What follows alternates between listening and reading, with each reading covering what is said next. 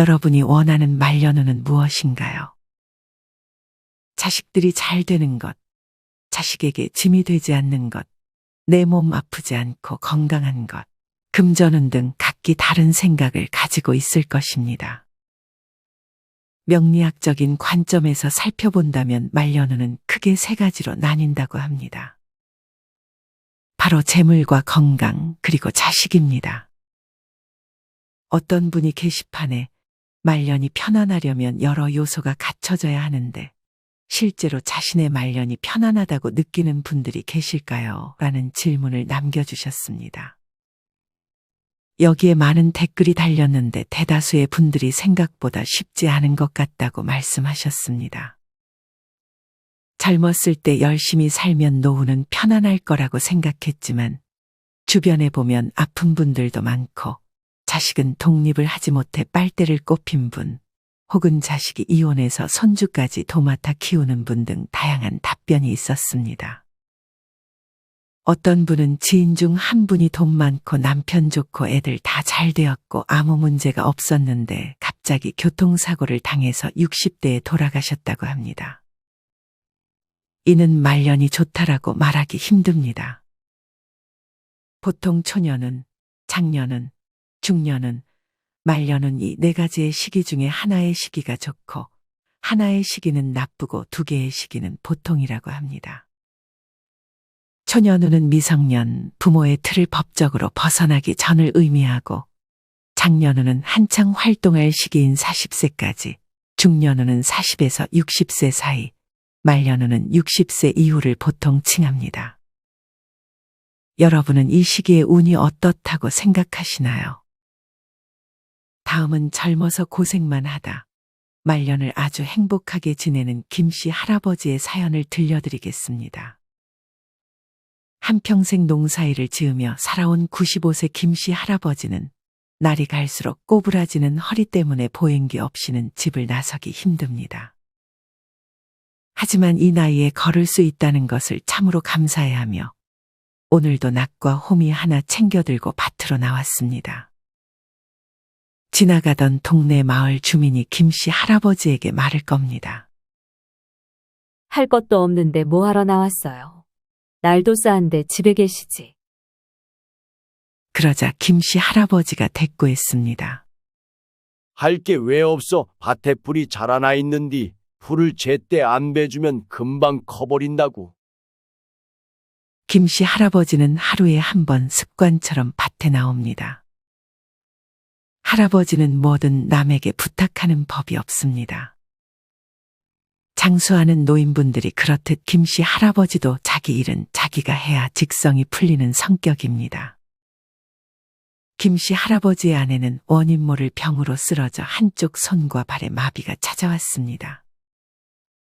지난해는 다리골절에 폐질환까지 진단받았습니다. 아내는 2달 정도 입원했다 6개월 전에 돌아왔는데 혼자 몸을 가누지 못해 누워만 있습니다. 남편은 누워있을 아내가 보일 만한 천장에 글을 써 붙여넣었습니다. 누워서 있을 때에는 발을 밀었다 당겼다 발가락을 꿈틀꿈틀 해봐요. 한자 한자 정성스레 쓰여진 할아버지의 손글씨가 유난히 아름답게 느껴집니다. 할아버지는 가끔 어린 시절 사진을 아내에게 보여줍니다. 어릴 적 농사를 지으며 아내에게 못해준 게 지금이 돼서야 미안함을 느끼고 있는 김씨 할아버지. 어릴 적 할아버지의 어머니는 치매를 20년간 앓으시다 돌아가셨습니다.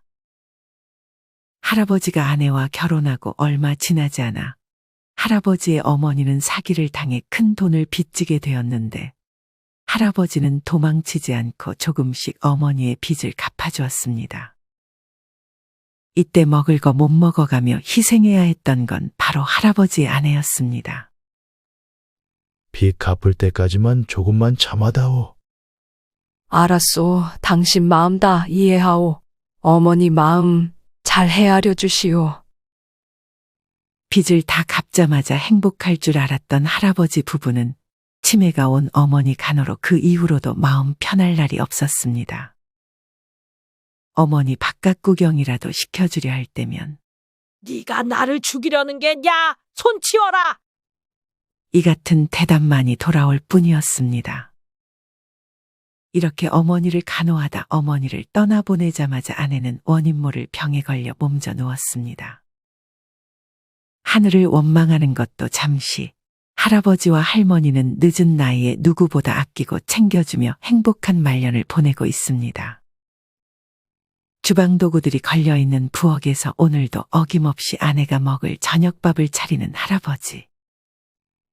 쌀, 보리, 찹쌀, 까만콩 4가지를 넣고 밥을 짓습니다.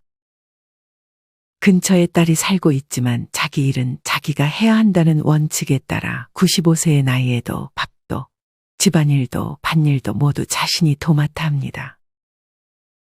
아버지 국수 삶아왔어요. 딸내미 왔냐? 아이고, 벌써 밥 해드셨어요. 저녁은 제가 챙겨드린다니깐. 딸은 이렇게 고생하시는 아버지를 보면 하나라도 더 챙겨주고 싶나 봅니다. 음식은 남기지 않고 먹을 만큼만 해서 드십니다. 할머니 밥을 챙겨주고 습관처럼 동네 마실을 가는 할아버지. 그 근처에 혼자 사시는 88세 강씨 할머니와 인사를 나눕니다. 강씨 할머니는 정수리부터 목에서 어깨와 등뼈까지 안 아픈 곳이 없습니다. 할머니는 집에 있으면 대부분 누워서 생활합니다. 그럼에도 항상 자식 걱정을 합니다. 할아버지가 할머니에게 안부를 묻습니다. 할멈 별일 없수? 그러자 할머니는 혼자 화장실이라도 갔다가 넘어졌을 때 안 죽고 살아있으면 어쩌나 하는 마음이요. 자식들에게 험한 꼴만 안 보이고 죽으면 그게 제일로 행복이지.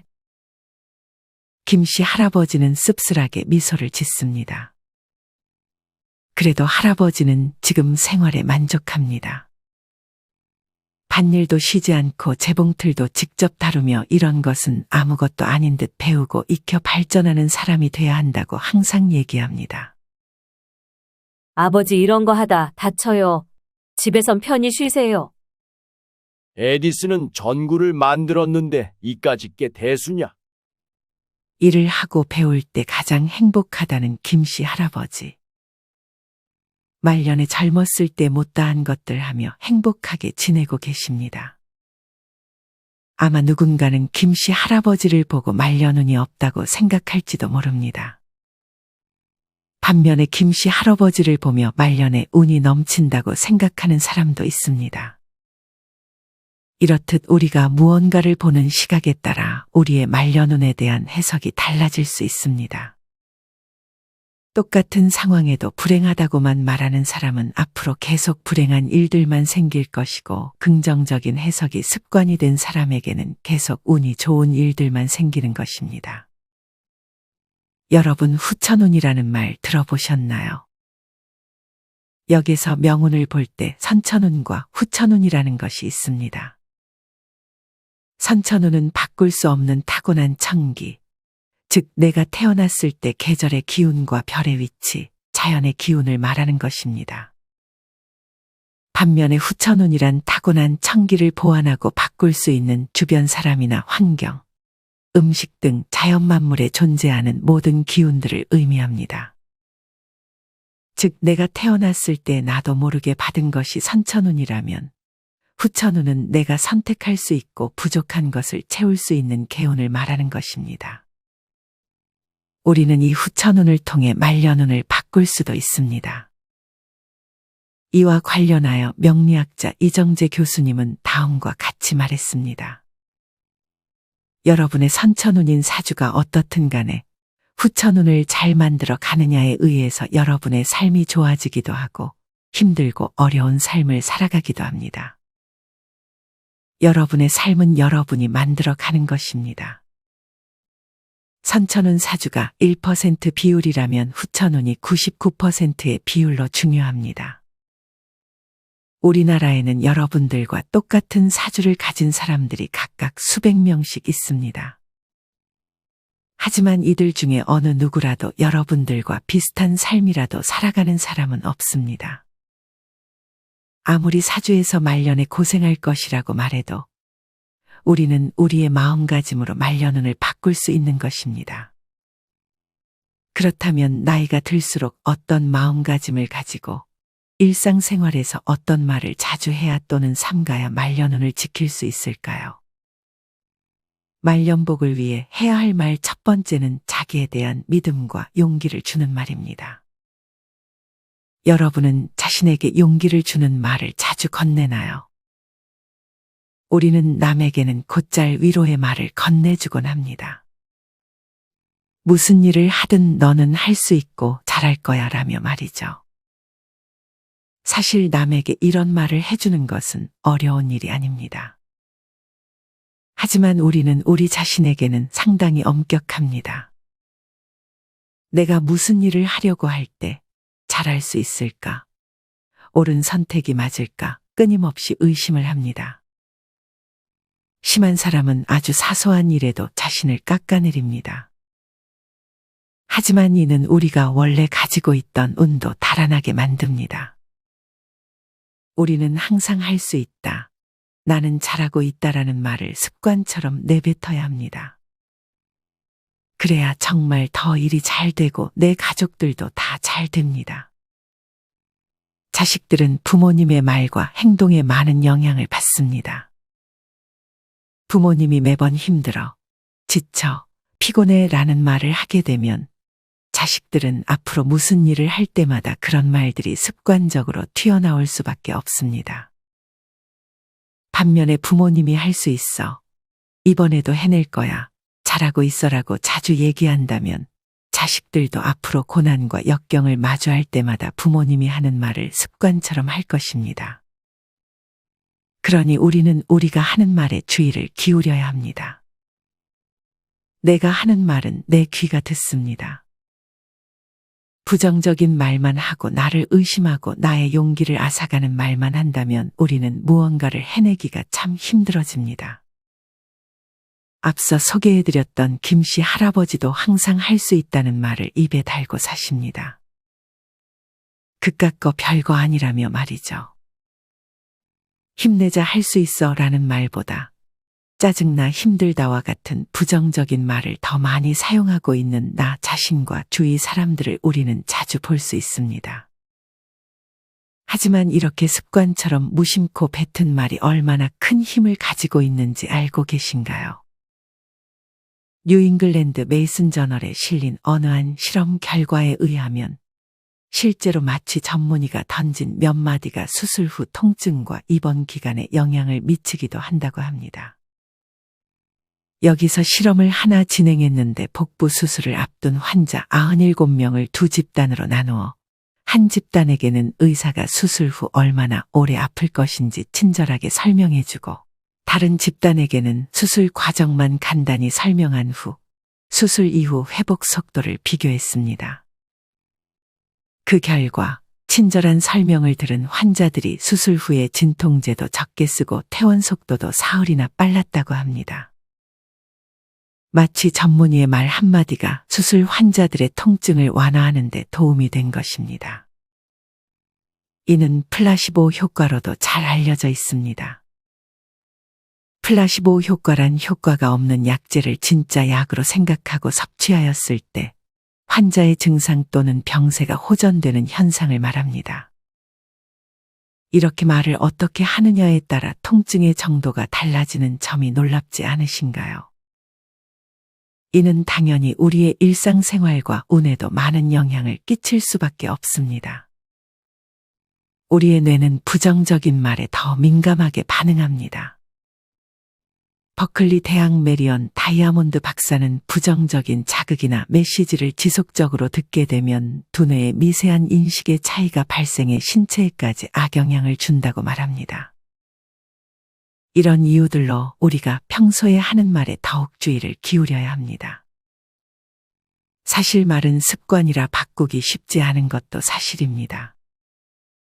이럴 때 우리는 우리가 부정적인 말을 하고 있구나 하고 인지하는 것만으로도 말 습관을 바꾸는 데 도움이 됩니다.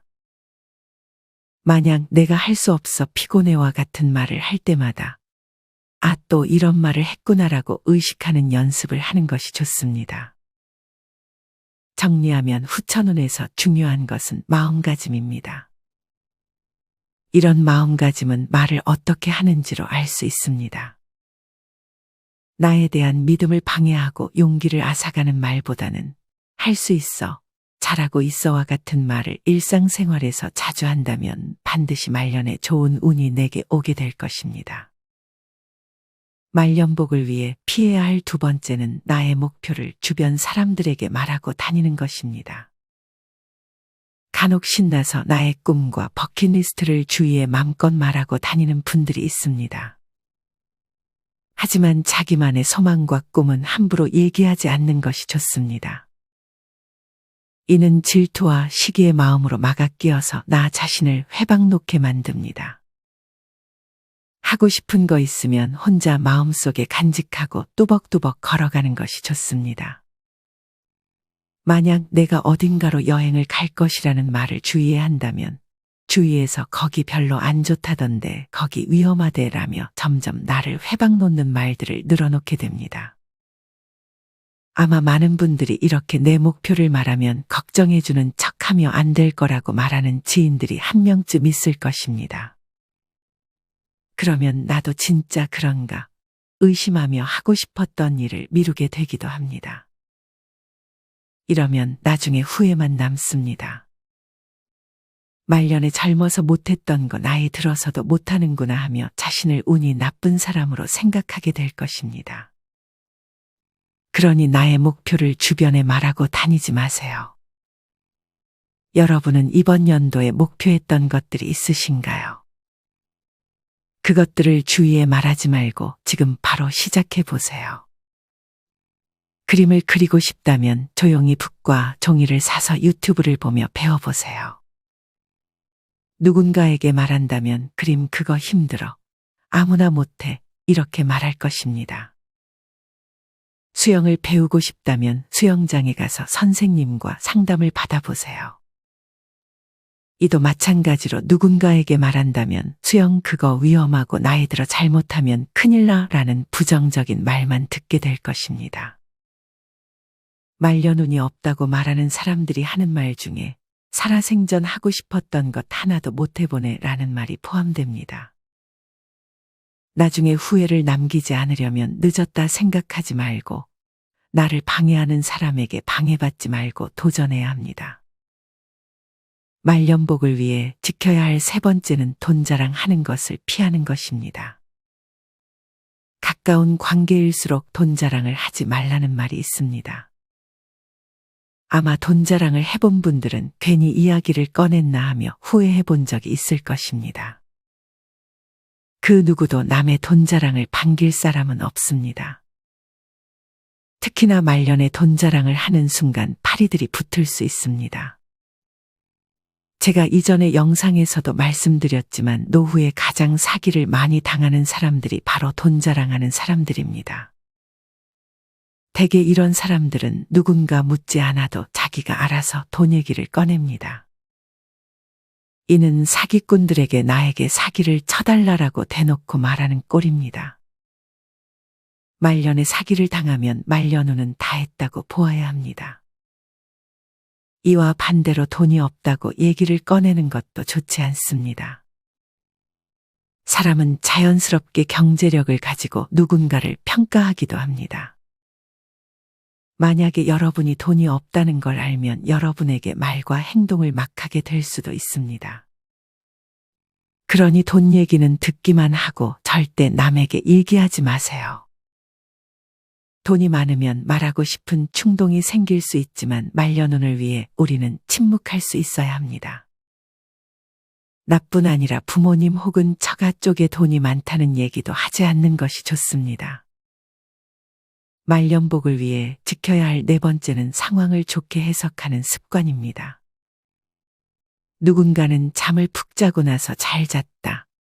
오늘 아주 기분 좋은 하루를 시작했구나 라고 생각하는 반면 누군가는 왜 이렇게 나는 잠을 오래 자지 벌써 해가 중천에 떴네. 난 게을러라고 생각합니다. 똑같은 상황이라도 긍정적으로 생각한 사람은 남은 하루도 알차게 보낼 것이지만 부정적으로 생각한 사람은 하루를 망쳤다는 생각에 남은 하루도 아무것도 안 하게 될 확률이 높습니다. 이런 긍정적 해석과 관련한 사연 하나를 소개해 드리겠습니다. 가끔씩 웃음 유머 치료 교실에 오시는 80대 할머니가 계시는데 행복한 얼굴로 싱글벙글이다. 부럽기도 하고 또 그 비결이 무척 궁금해서 말을 붙여보았다. 할머니 요즘 건강하시죠? 그러자 할머니가 씩씩하게 대답하신다. 응, 아주 건강해. 말기 위암 빼고는 다 좋아. 그 대답에 머리 끝에서부터 발끝까지 온몸이 감전된 듯 전율이 느껴졌다.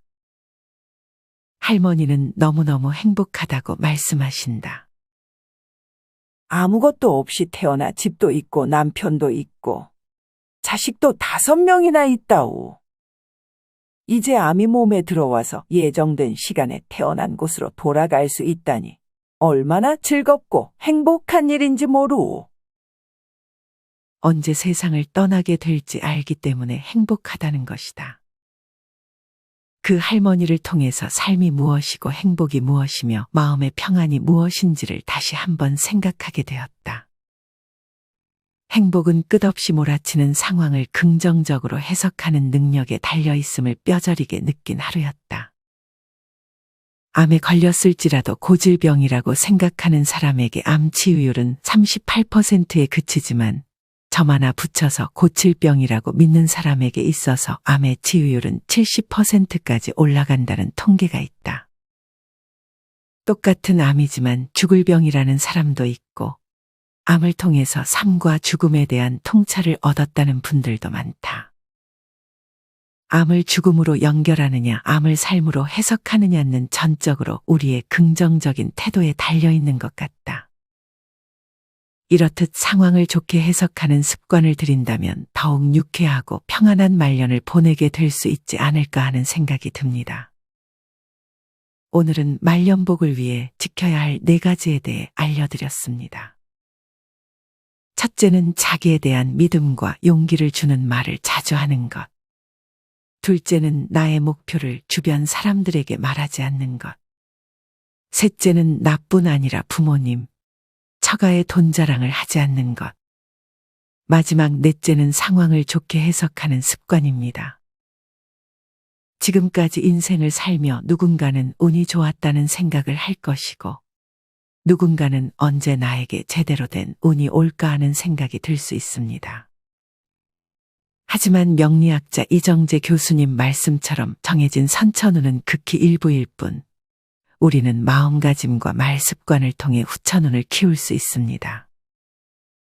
이렇게 운을 불러들이는 마음가짐과 말 습관을 통해 우리 모든 구독자분들이 운으로 가득 찬 올 한 해를 보내셨으면 좋겠습니다. 이상으로 오늘의 영상을 마치겠습니다. 다음에 더 좋은 내용으로 찾아뵙겠습니다. 감사합니다.